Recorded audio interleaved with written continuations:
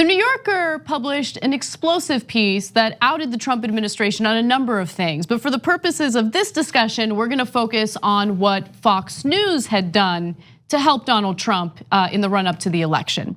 So according to a former Fox News reporter, Fox knew about the hush money payments to Stormy Daniels, but refused to publish it. So former FoxNews.com reporter Diana Falzone had obtained proof of the affair and confirmed it with several key sources, including Daniels and her ex-husband. Falzone had also reportedly obtained emails between Daniels' attorney and Trump's former lawyer Michael Cohen that showed that Cohen had proposed to pay cash to Daniels in exchange for a non-disclosure agreement. But they did not publish it. Fox didn't publish it, they didn't cover it on Fox News Channel. In fact, when the reporter Falzone went to one of the executives at Fox with this story, Ken LaCourte, he's a former Fox News executive. Here's what he allegedly told her. Good reporting, kiddo, but Rupert Murdoch wants Donald Trump to win, so just let it go. Damn. That is corroborated by another source at Fox News. So now Fox News says, oh no, of course we would never do that. Please. Come on. So great reporting by Jane Mayer, as usual in the New Yorker. She's got a lot of sources from inside Fox News. Another thing that she reports about them, and which is obvious, you can see it, and we've shown it to you several times on the Young Turks.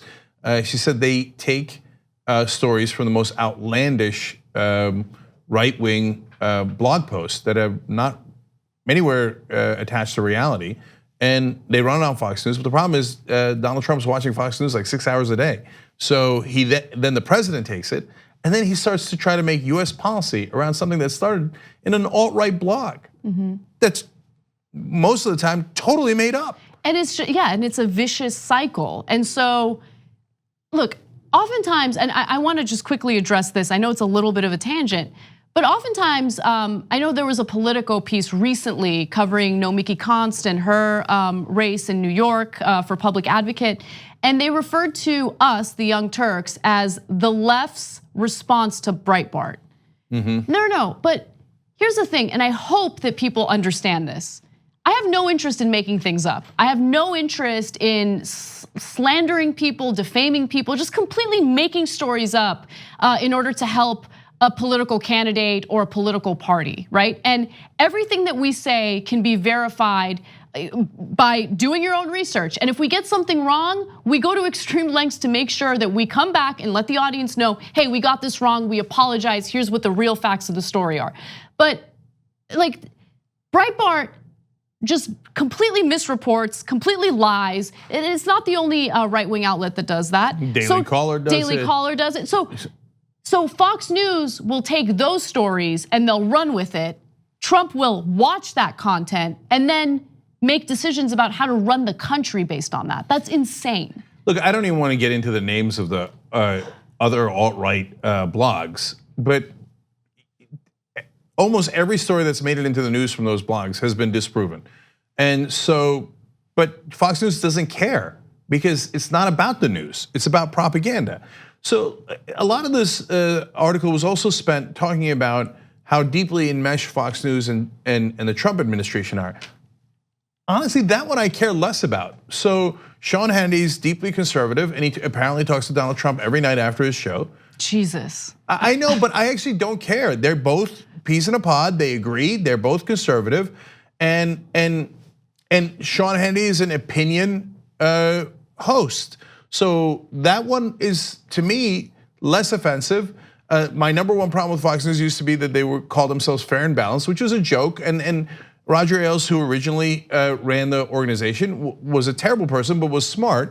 And he talked about how he called it Fair and Balanced as a way of doing propaganda, right? Right. And so, but the core of this story is super important because what they're now reporting is that no, it's not just, their opinion shows, which are the morning and at night, et cetera.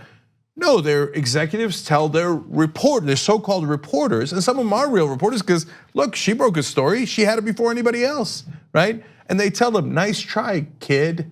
We're not doing that here, we're doing propaganda. We want Trump to win, so we're gonna bury any bad stories about him. That's hideous.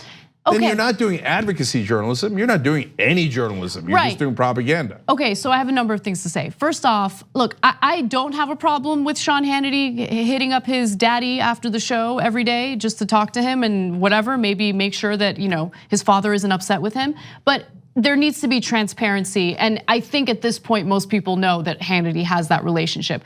I think that it's problematic when a news host or someone in the media has that type of tight relationship but isn't honest or upfront about it.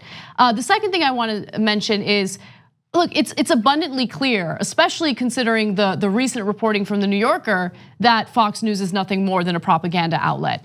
But think about how many people came out of Fox News and got accepted in the so-called legitimate media as news hosts. How often has that happened? I mean, you have Abby Huntsman sitting on the panel of The View, pretending as if like her stint at Fox News never existed. It existed, homegirl, we all know, right? And by the way, today she comes out and says like, well, if this is true, this is a real problem at Fox. Please. Oh, get out of here. If this is true, and like, golly gee, this is the first time I heard of gambling in this establishment.